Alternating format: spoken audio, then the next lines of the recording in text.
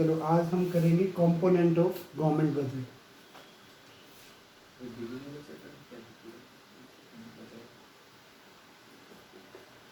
Component of government budget.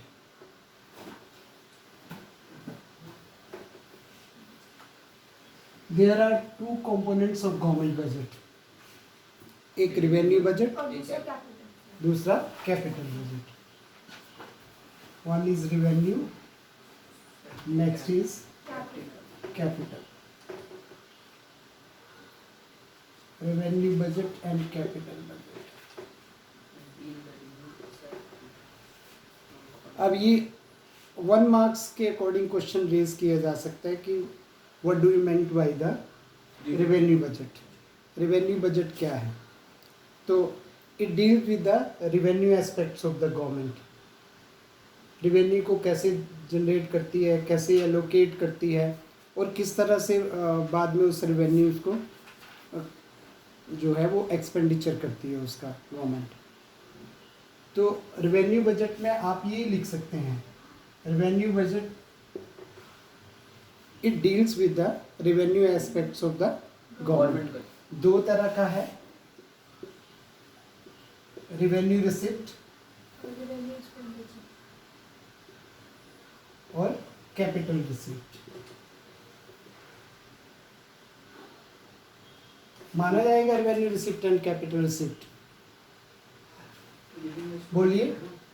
Revenue budget में revenue receipt and revenue expenditure.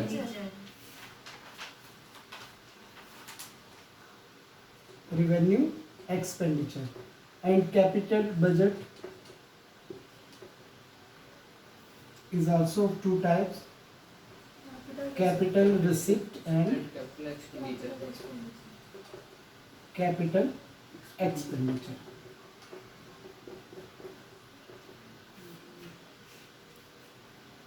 सबसे पहले हम लोग इन तीनों चारों को पढ़ेंगे कि रेवेन्यू रिसिप्ट, रेवेन्यू एक्सपेंडिचर क्या है, कैपिटल रिसिप्ट और कैपिटल एक्सपेंडिचर क्या है। आपको कुछ चीज़ों को दिमाग में रखना है।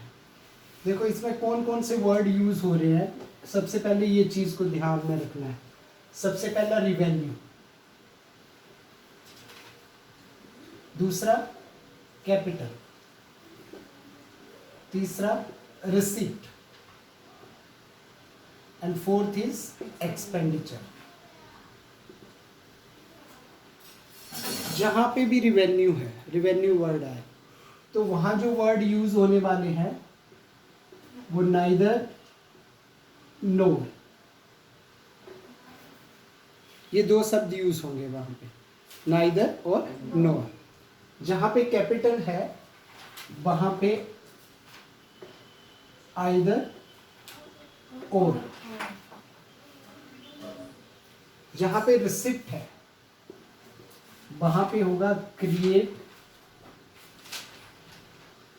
Liability and reduce asset. जहां पे एक्सपेंडिचर है वहां पे create assets and reduce liability.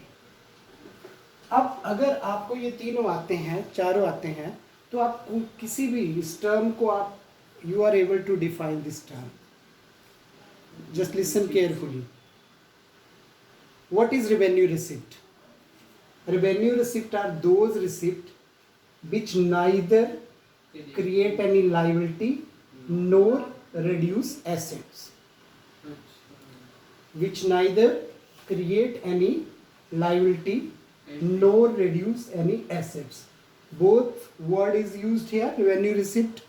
Yes, sir. So revenue receipt are those receipts which neither create any liability. किसकी liability? Government की. And reduce the assets of the government. Is that clear? Yes, sir. अगर आपसे पूछा जाए revenue expenditure क्या है, define revenue expenditure, तो revenue है, revenue expenditure are those expenditure which neither create any assets और no reduce liability, that is called revenue expenditure. So you can use the all all these words to define all the four terms here. Revenue receipt, revenue expenditure, capital receipt, capital expenditure. Is that clear? Yes, sir. It is clear, all of you? Yes, sir.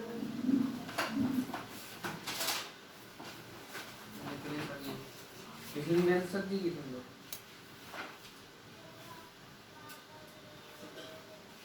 You can write it. Yes, sir.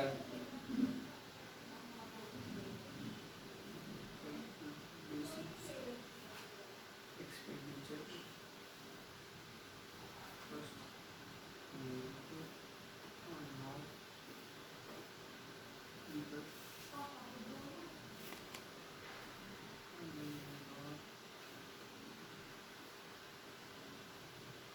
First. Have you written? No, sir. 2 minutes only.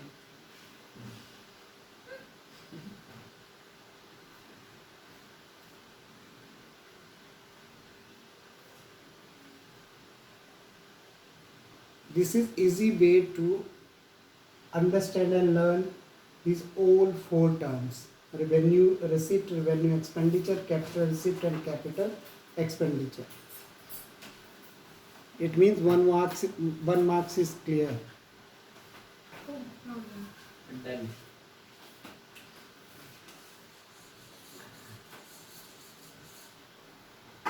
First is revenue receipt.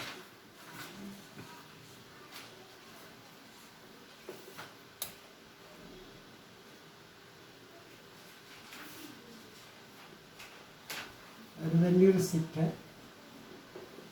Revenue receipt are those receipt. You can define it. Yes. What is revenue? Revenue receipts refer to the thus receipts which neither credit any liability nor causes any reduce in the asset of the government. ये तो आपने book के according पढ़ दिया. आपको जो मैंने बताया वो नहीं पढ़ा. सर ये वही तो है? सिंपल तरीका है. रेवेन्यू मीन्स नाइदर और nor word are used here. Revenue means refer to those receipt which neither create any liability. Receipt है तो create any liability और nor reduce the assets of the government. आप book के ऊपर जाओगे तो उसमें और भी बहुत सारी चीज़ें दी गई होगी. सिंपल में आपको वो 4 शब्द मैंने बताए वो उन्हीं की ओर कंसंट्रेट करना है. अब रेवेन्यू रिसिप्ट का पता चल गया. अब इसके बाद आता है source of revenue receipt. Source of revenue receipt. There are 2 source of revenue receipt. यानी गवर्नमेंट को रेवेन्यू कहाँ से आती है, इनकम गवर्नमेंट की कहाँ से है वो आपको भी पता है. कहाँ से? टैक्स से. तो there are 2 source of revenue receipt. Number 1 is tax revenue.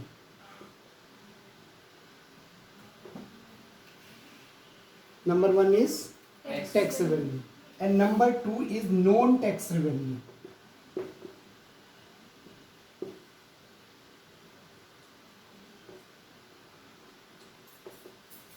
Tax revenue.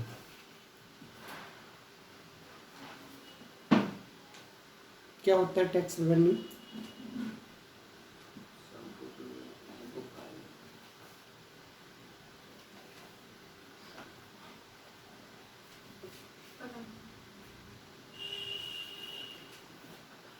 आपको ये मतलब आप बुक के ऊपर नहीं जाना है, आपको शब्दों की ओर. रिवेन्यू का मतलब है this is the income of the government, है ना.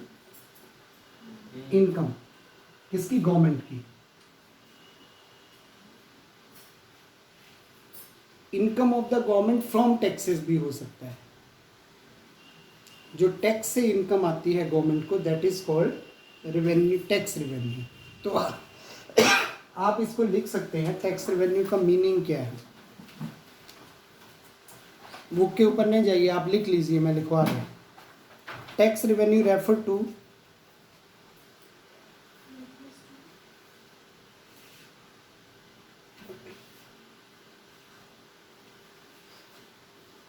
to the receipt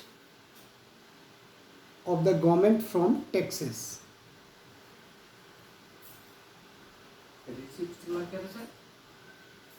Receipt of the government from taxes.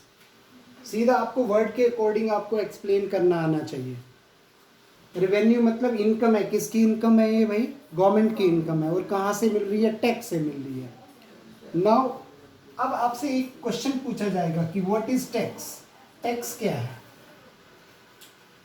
Tax क्या है? टैक्स रेवेन्यू का पता लग गया कि गवर्नमेंट की इनकम है जो कहाँ से मिल रही है, उसको टैक्स से मिल रही है। अब टैक्स क्या है?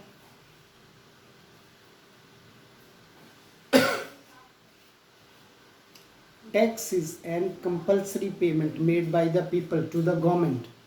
टैक्स क्या है? एक कंपल्सरी पेमेंट है, किसके द्वारा की जाती है? गवर्नमेंट के द्वारा। गवर्नमेंट के द्वारा, गवर्नमेंट को की जाती है। किसके द्वारा की जाती है? Paid by the people to the government. और इसमें एक और चीज़ आपको लिखनी पड़ेगी। क्या लिखनी पड़ेगी? कि इसके बदले में गवर्नमेंट जो है कोई डायरेक्ट बेनिफिट जो है वो किसी को नहीं देती है। तो आप अगर आपसे टैक्स 1 मार्क्स का पूछा है सीबीएसई ने, तो आप जनरली ऐसे भी लिख सकते हैं कि tax is a compulsory payment made by the people to the government. उस लाइन को नहीं भी लिखोगे तो चलेगा। सबको पता है टैक्स जो है नेशनल इनकम की कैलकुलेशन में शामिल नहीं होते। वो इसीलिए शामिल नहीं होते हैं क्योंकि ये वन साइडेड पेमेंट है, केवल पीपल पे कर रहे हैं, बदले में गवर्नमेंट उसको कुछ दे नहीं रही है। तो इसीलिए टैक्सेस को जो है वो डायरेक्ट टैक्सेस को गवर्नमेंट वहाँ पे हम लोग जो है नेशनल इनकम की कैलकुलेशन में ऐड नहीं करते हैं। क्लियर हो गया सबको? Tax is a compulsory payment made by the people to the government. अब ये टैक्स जो है वो 2 तरह का टैक्स है, डायरेक्ट टैक्स है और इनडायरेक्ट टैक्स है। कितने तरह का टैक्स है? 2 तरह का टैक्स है। एक डायरेक्ट टैक्स है और एक इनडायरेक्ट टैक्स है।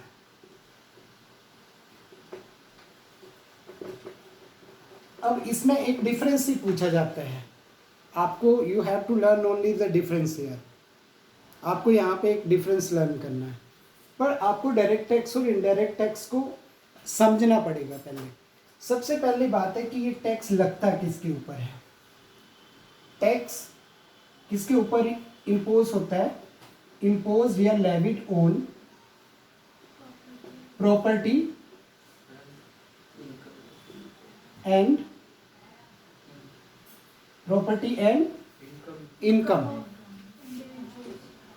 Income of individual and company, दोनों की, individual and company.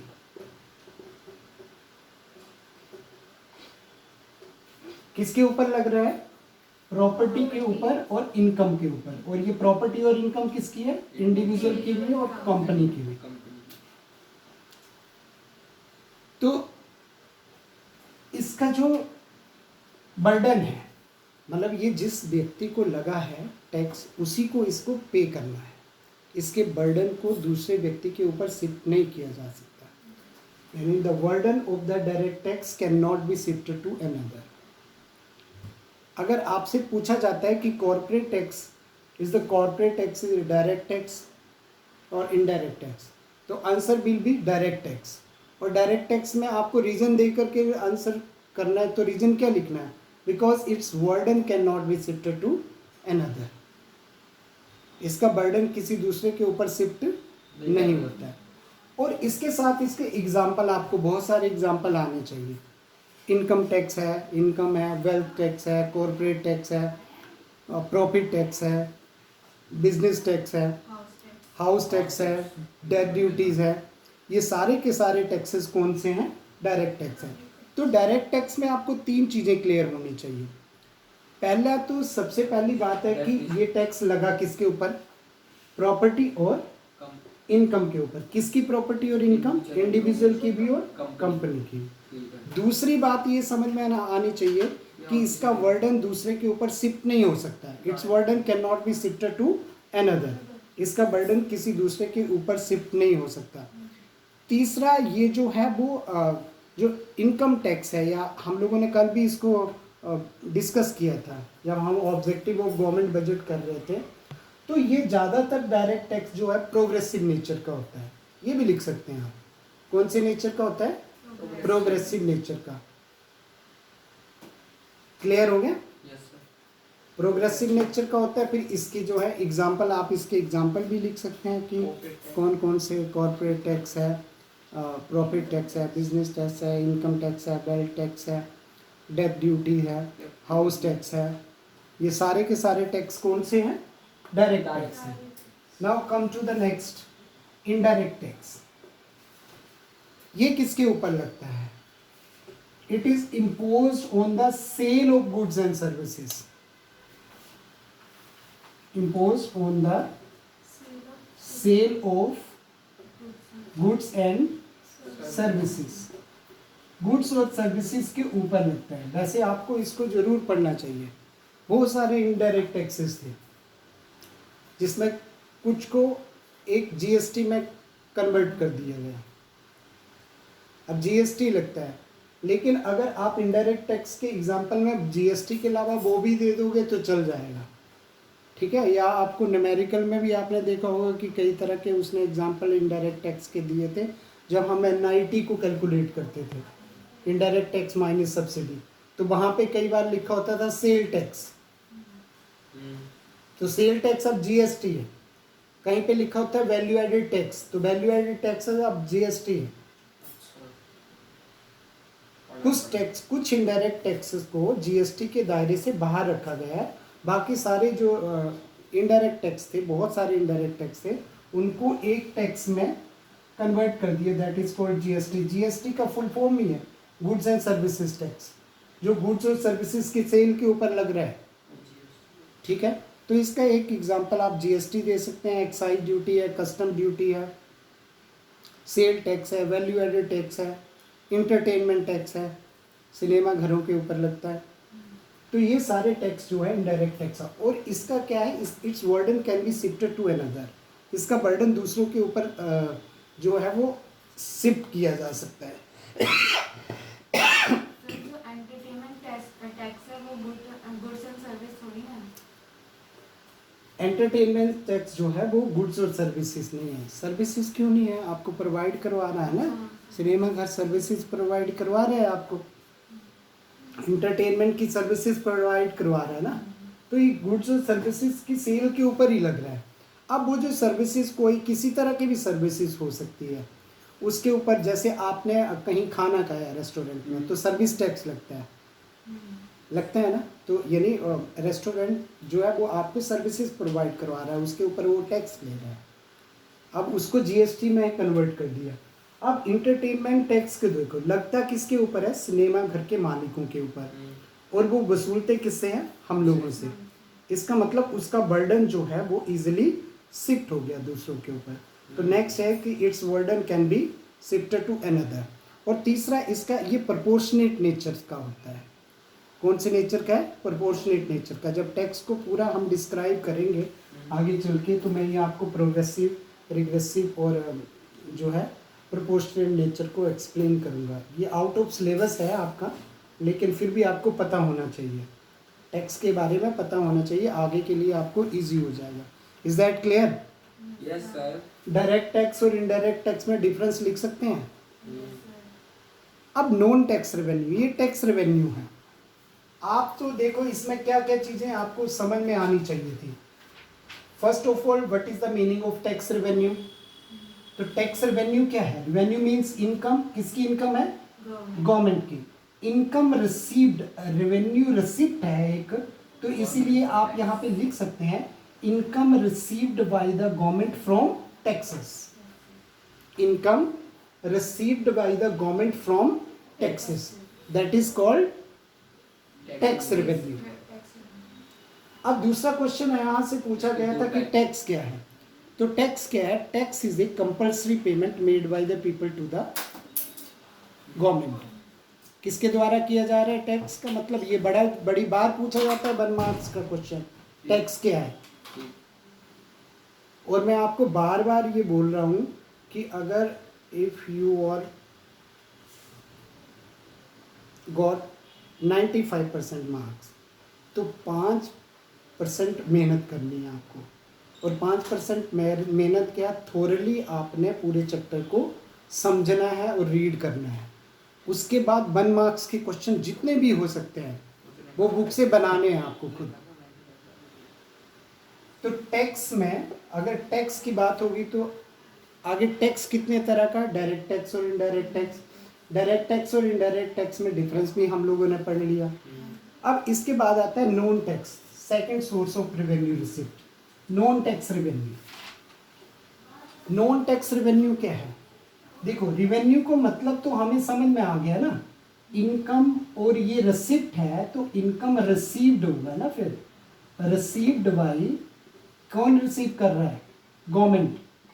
Income received by the government from all sources other than taxes, other than tax। Tax को छोड़ करके बाकी किसी भी सोर्स से, अन्य सोर्सेज से जो गवर्नमेंट को इनकम मिल रही है, that is called non tax revenue. Meaning is clear? Non tax revenue का मतलब है, मतलब दिमाग में रखो ना, रेवेन्यू का मतलब है इनकम रिसीव्ड, किस कौन रिसीव कर रहा है? बाय द गवर्नमेंट, ये रेवेन्यू है। अब नॉन टैक्स है, टैक्स को मतलब टैक्स से जो इनकम मिल रही है वो नहीं है, तो कहाँ से मिल रही होगी? कोई और सोर्स होंगे, from all sources other than taxes, यानी नॉन टैक्स को मैंने यहाँ डिफाइन कर दिया अदर देन टैक्सेस। तो आप हमेशा यहाँ पे अपने आप को, जब भी आपको कोई क्वेश्चन पूछा जाता है, आपको रटने की जरूरत नहीं है उसको, आपको यहाँ देखना है। तो रिवेन्यू का मतलब सर ने समझाया जी, income received by the government, ठीक है। उसके बाद ये नॉन टैक्स है, तो यानी टैक्स के अलावा, यानी कहाँ से मिल रही है? फ्रॉम अदर सोर्स भी लिख देंगे तो भी चल जाएगा, from other sources than taxes.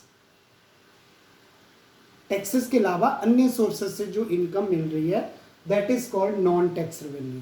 अब आपको ये पता होना चाहिए कि कौन कौन से वो सोर्स हैं जहां से गवर्नमेंट को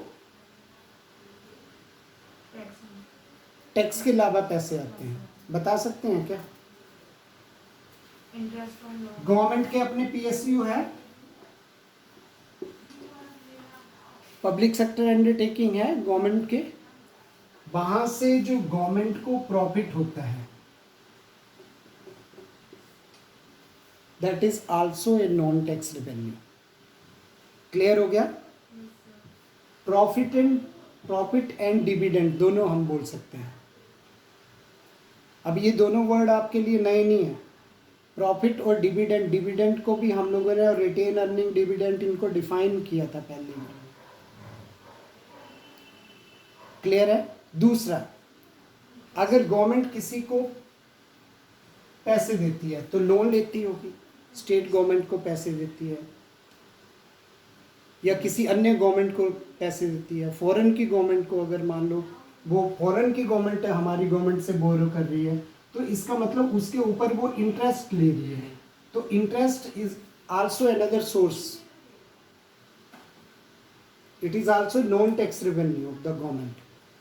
गवर्नमेंट के बहुत सारे इंस्टीट्यूट हैं, गवर्नमेंट के हॉस्पिटल हैं, गवर्नमेंट के स्कूल हैं, वहाँ से फीस लगती है ना। आपने लाइसेंस बनाना है तो लाइसेंस बनाने की भी फीस है, ठीक है। तो फीस भी एक सोर्स हो सकता है, फीस और फाइन भी एक सोर्स हो सकता है, पेनल्टी भी एक सोर्स हो जाती है। बिना हेलमेट के जा रहे हैं, चलान कट रहा है, जितना बिना लाइसेंस के जा रहे हैं चलान कट रहा है, पेनल्टी है ना ये, तो that is also a source of government revenue. ये भी गवर्नमेंट रेवेन्यू का सोर्स है। इसके अलावा भी और बड़े सारे सोर्स हो सकते हैं, जैसे गवर्नमेंट को बाहर की गवर्नमेंट से जो है कई तरह के गिफ्ट आते हैं महंगे, तो वो भी एक इनकम का सोर्स होता है। अभी आपने देखा होगा कि नरेंद्र मोदी ने बहुत सारे गिफ्ट को सेल किया, और वो सारे का सारा पैसा जो है उनका पर्सनल गिफ्ट भी होते हैं, तो सारे का सारा पैसा जो है वो गवर्नमेंट को दे देते हैं, अगर पर्सनल है तो भी। तो गिफ्ट और ग्रांट भी एक सोर्स हो सकता है। तो ये अदर सोर्स है, that is non tax revenue. आपको नॉन टैक्स रेवेन्यू का मीनिंग और उसके सोर्स पता होना चाहिए। क्लियर है ये सबको? क्लियर है? आज हमने रेवेन्यू रिसिप्ट का पूरा आपको क्लियर होना चाहिए कॉन्सेप्ट। रेवेन्यू रिसिप्ट का मीनिंग क्या है, रेवेन्यू रिसिप्ट के सोर्स क्या है, टैक्स रेवेन्यू क्या है, नॉन टैक्स रेवेन्यू क्या है। टैक्स रेवेन्यू में जो सोर्स है टैक्स रेवेन्यू के, डायरेक्ट टैक्स इनडायरेक्ट टैक्स है, क्लासिफाइड किया है टैक्स को। और उसके बाद नॉन टैक्स रेवेन्यू क्या है, प्रॉफिट है, इंटरेस्ट है, फीस फाइन पेनल्टीज है, लाइसेंस फीस है, ठीक है, बाहर से ग्रांट आ रही है, गिफ्ट है, वो है, फॉर फीचर्स भी हो सकती है, स्पेशल असेसमेंट भी हो सकती हैं, ये सारे। तो आपको थोरली ये कॉन्सेप्ट को देखना है। Come to the next point. Next है capital receipt.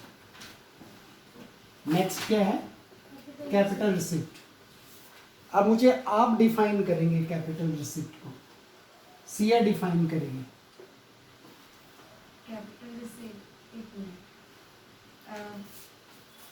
As the receipt, goods receipt which either create asset or reduce liability. नहीं, either create liability and reduce asset.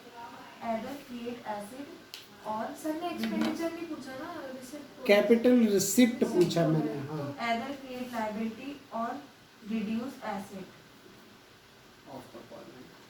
of the क्या है कैपिटल रिसिप्ट, बता। Either create capital word either और आएगा, ठीक है।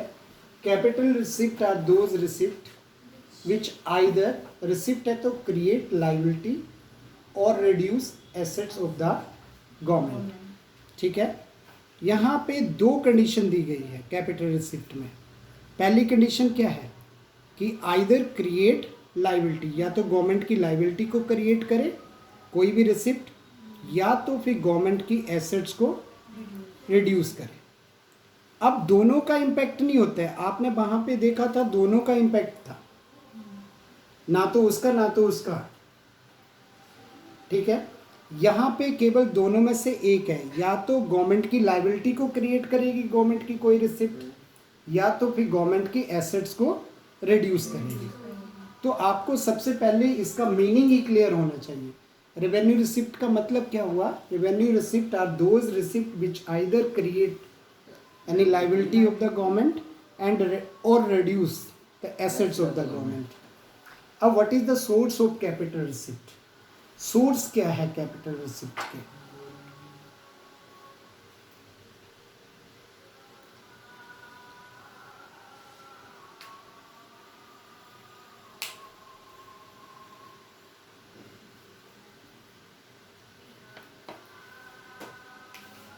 First source है borrowing. First source क्या है, बोरिंग।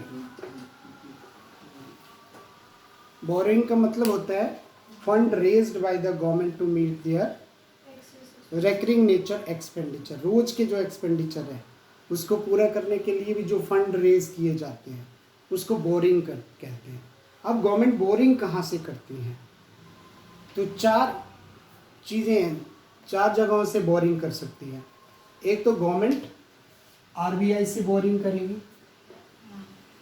ठीक है, या फॉरेन की गवर्नमेंट से बोरिंग करेगी, या फॉरेन के जितने भी फाइनेंशियल इंस्टीट्यूशन है जैसे आईएमएफ है, इंटरनेशनल मॉनेटरी फंड, वहाँ से बोरो करेगी, पब्लिक से, ठीक है, या पब्लिक से बोरो करेगी। इसके अलावा तो और कोई सोर्स नहीं है। पब्लिक से बोरो करेगी कि नहीं करेगी, ओपन मार्केट ऑपरेशन में पढ़ा ना हम लोगों ने, तो पब्लिक से भी वो पैसा निकाल सकती है। तो ये चार सोर्स हैं। अब बोरिंग जो है वो क्यों कैपिटल रिसिप्ट है, by borrowing is the capital receipt, question ये पूछा जाएगा, क्योंकि बोरिंग जो है वो गवर्नमेंट की लाइबिलिटी को क्रिएट कर रही है। भैया आपने पैसा लिया है तो आपको चुकाना पड़ेगा, तो आपकी लाइबिलिटी क्रिएट हो रही है। यहाँ पे बोरिंग जो वो लाइबिलिटी को क्रिएट कर रही है, ठीक है। दूसरा सोर्स है रिकवरी ऑफ लोन। आपने देखा होगा कि government grant the various loans to the state government और यूनियन टेरिटरी। तो रिकवरी ऑफ लोन से क्या होता है, गवर्नमेंट की एसेट जो है वो रिड्यूस होती है। लाइबिलिटी के ऊपर कोई इफेक्ट नहीं पड़ता है, गवर्नमेंट की एसेट रिड्यूस होगी। इसीलिए मैंने बोला दोनों में से एक के ऊपर इफेक्ट पड़ेगा, या तो लाइबिलिटी क्रिएट होगी या फिर एसेट रिड्यूस होगी। तो रिकवरी ऑफ लोन से क्या है, एसेट रिड्यूस हो रही है। तीसरा हमारे पास जो है अदर रिसिप्ट में डिसइन्वेस्टमेंट का कंसेप्ट आ जाता है। तो डिसइन्वेस्टमेंट का कंसेप्ट क्या है, मैंने वो डिसइन्वेस्टमेंट के कंसेप्ट को आपको पहले भी समझाया था कि अभी अभी हमने देखा है कि कांग्रेस के लोग जो हैं वो नरेंद्र मोदी को रोज गालियां निकालते हैं कि उन्होंने देश बेच दिया, देश बेच दिया, देश बेच दिया। अरे डिसइन्वेस्टमेंट देश बेचना नहीं होता है, ठीक है ना। डिसइन्वेस्टमेंट का मतलब क्या है कि गवर्नमेंट जो है अपने पीएसयूज के जो शेयर है उनको सेल कर देती है प्राइवेट सेक्टर को। अब वो कितने परसेंट शेयर सेल किए हैं वो एक स्टडी का विषय हो सकता है, पर आपको वहां पे जाना नहीं है, आपको केवल कितना पता होना चाहिए डिसइन्वेस्टमेंट का मीनिंग। डिसइन्वेस्टमेंट का मीनिंग क्या है, the sale of the share of government PSUs to the private sector, to the public, उसको हम डिसइन्वेस्टमेंट बोलते हैं। अब मुझे बताइए डिसइन्वेस्टमेंट करने से गवर्नमेंट की लायबिलिटी क्रिएट हो रही है कि एसेट रिड्यूस हो रही है? आप बता दीजिए। एसेट रिड्यूस हो गया। हाँ, क्योंकि उन्होंने अपने पीएसयूज के शेयर को सेल किया है, तो इसका मतलब यहाँ कोई लायबिलिटी थोड़ी ना क्रिएट हो रही है, गवर्नमेंट की एसेट जो है वो रिड्यूस हो रही है। इसके अलावा भी और बहुत सारे हैं, जैसे स्मॉल सेविंग का कंसेप्ट है, किसान विकास पत्र है, या फिर एनएससी है। ये सारे जो हैं गवर्नमेंट की लायबिलिटी को क्रिएट करते हैं। किसान विकास पत्र है तो उसमें गवर्नमेंट की लायबिलिटी बनती है कि उसके ऊपर किसानों को जो है वो अपने बैंकों से ऋण जो लोन प्रोवाइड कर रहे हैं, तो ये लायबिलिटी को क्रिएट कर रहे हैं। तो इसका मतलब है कि कैपिटल रिसिप्ट में या तो लायबिलिटी क्रिएट होगी, तो हमने पहले ही देखा जहां पे लायबिलिटी क्रिएट हो रही है कहां पे, बोरिंग से। बाकी रिकवरी ऑफ लोन से एसेट रिड्यूस हो रही है, डिसइन्वेस्टमेंट से एसेट रिड्यूस हो रही है, स्मॉल सेविंग से लायबिलिटी क्रिएट हो रही है। तो आपको एक एक नंबर के क्वेश्चन पूछे जाते हैं कि आपको ये बताना है, कैटेगराइज करके बताना है कि loan from the world bank ये कौन सा रिसिप्ट है, बता सकते हैं आप Chetan? Loan from the world bank liability credit हो रही है। आपको सबसे पहले क्या बताना है कि ये रेवेन्यू रिसिप्ट है कि कैपिटल रिसिप्ट है? अरे भाई लोन ले रहे हैं मतलब बोरिंग है, कैपिटल रिसिप्ट है।